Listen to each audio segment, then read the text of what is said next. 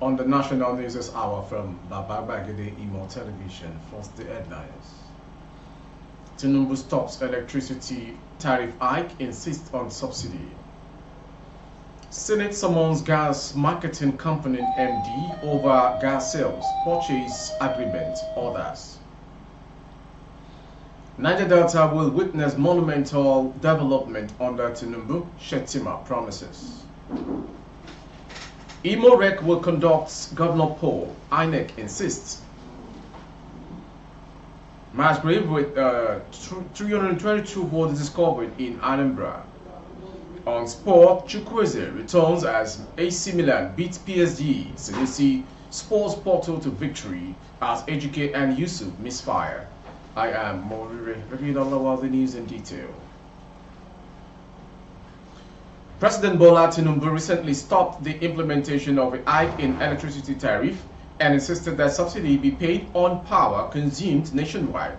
The Minister of Power, Adebayo Adelabu, revealed on Wednesday. Adelabu also stated that the federal government would investigate the legality of a 5-year license extension given to privatized power distribution and generation companies, stressing that the operating licenses of the firms would have expired on October 31, 2023. The minister, who spoke at a press briefing in Abuja, further stated that he would sack any non-performing chief executive in agencies under the Power Ministry if their non-performance would make him lose his job as minister. Speaking on the call for a cost-reflective tariff, which would lead to a hike in the amount payable for power, Adelabu said the power sector is an industry that is very sensitive to any leader. He noted that the non-implementation of these was actually causing liquidity crisis in the sector, but stressed that the president had refused to allow a raise in electricity rates.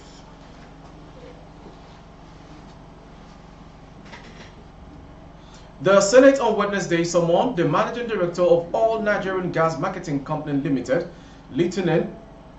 Justin Ezeala, requesting for the details of gas sales purchase agreement with gas companies and non-compliance with due process in the Auto CNG project with NIPCO Gas. The Senate Committee on Gas, chaired by Senator Jaribe, resolved to summon the managing director of the Nigerian Gas Marketing Company Limited after a closed-door session of committee members at the legislative complex. The committee, in its resolutions at the end of the meeting, frowned at the decision of the Group Chief Executive Officer of Nigerian National Petroleum Company Limited, Mele Kyari, who was accused of preventing the National Assembly committees from oversighting subsidiaries of NNPCL with the Petroleum Industrial Act (PIA) empowered the committee to oversight. The committee is also demanding financial accountability on the Auto CNG project with NIPCO, where NGML has approved an investment of 30 billion naira. The committee resolved to invite the managing director of Nigerian Gas Marketing Company Limited to appear to give details of gas sales, purchase agreement with gas companies and non-compliance with due process. The committee also expressed dissatisfaction with the attempt by the group CEO of NNPCL to prevent the Committee of National Assembly from directly oversighting subsidiaries of the NNPCL, where the Petroleum Industry Act empowers the committee to oversight. Accordingly, the committee resolved to use relevant provisions of the Constitution to enforce the appearance of the managing director of the Nigeria Gas Marketing Company Limited if he failed to honor the invitation of the committee again. Vice President Kashim Shettima has reiterated President Bola Tinubu's commitment to the overall development of the Niger Delta and other parts of the country. Mr. Stanley Nkwacha, Senior Special Assistant to the President on Media and Communications, Office of the Vice President, said this in a statement yesterday. Shettima, who represented Tinubu at the grand finale of the All Progressive Congress gubernatorial rally in Bayelsa, said the states remain dear to the nations, to the visions and development focus of the Tinubu-led administration. According to him, plans for the development of the region and other parts of the country in terms of infrastructure, technological advancement, education, and enhancing the bountiful resources have not only been mapped out but are being gradually laid out. Shettima, my principal said, as statement said, he is unwavering and in a rush to ensure speedy development of the Niger Delta and all other parts of the country. This is the reason why all bielsense must come out on Sunday, beg your pardon, Saturday, and rally around the party candidate, Chief Timothy Silva. Silva is your own and known for his tenacity for excellence. It is high time the people of Bayelsa State join the government at the center.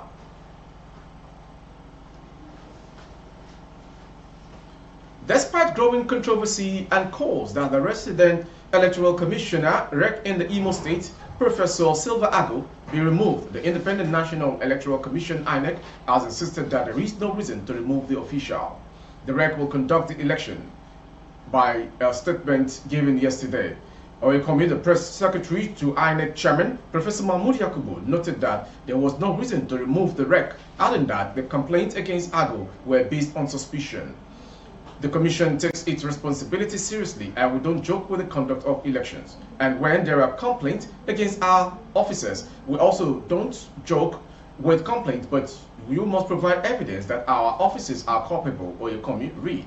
The spokesperson for the INEC chairman said the electoral body took disciplinary actions against its recs in Abia, Sokoto, and Adamawa states during the general elections earlier in the year when they acted outside the provisions of the Commission.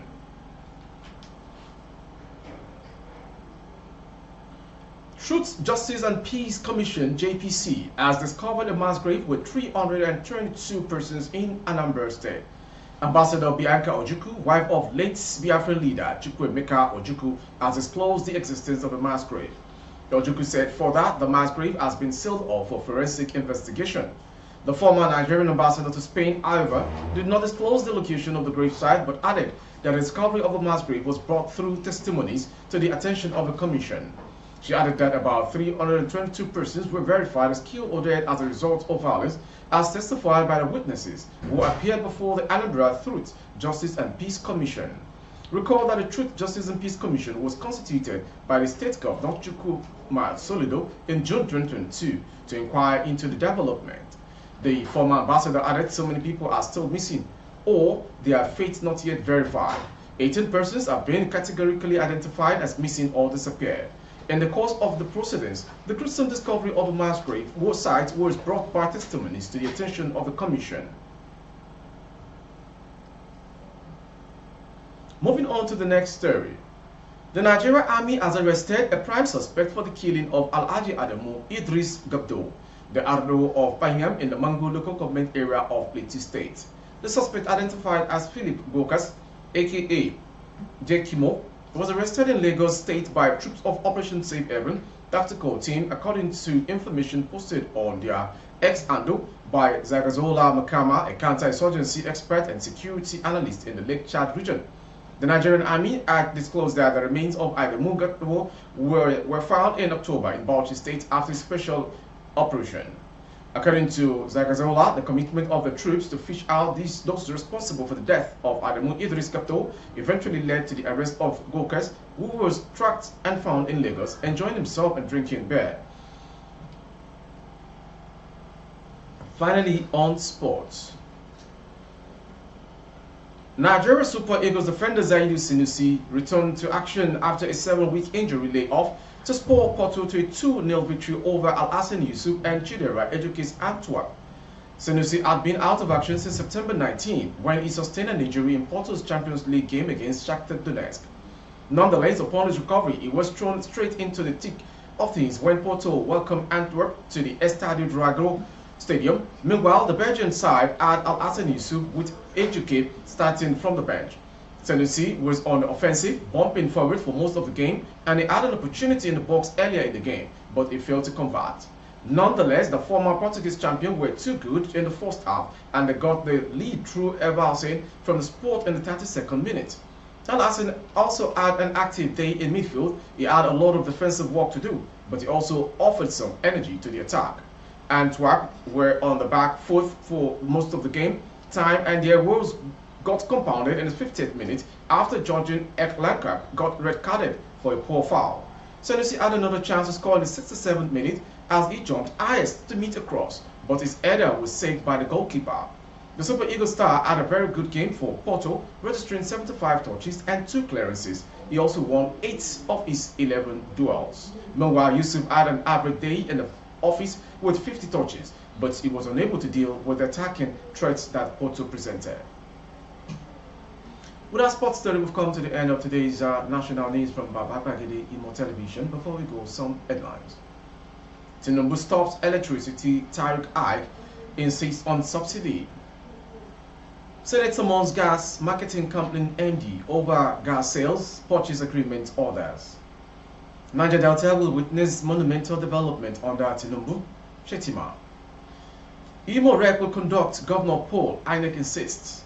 On sports, Chukwueze returns as AC Milan beat PSG. Senegalese force Porto to victory as Ejike and Yusuf misfire. For updates of our broadcast on YouTube, our handle is Babagede Imo Television. Kindly subscribe and click on the notification bell. Select option all to access all of our broadcasts. On Facebook, Bagede Imo with Alawi Adebayo. Please like and follow the page. For other placement recruiting services, coverage of events and functions, please dial the phone number streaming on your screen.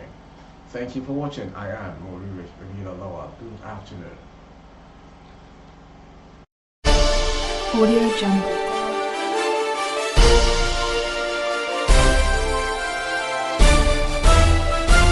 Audio Jungle.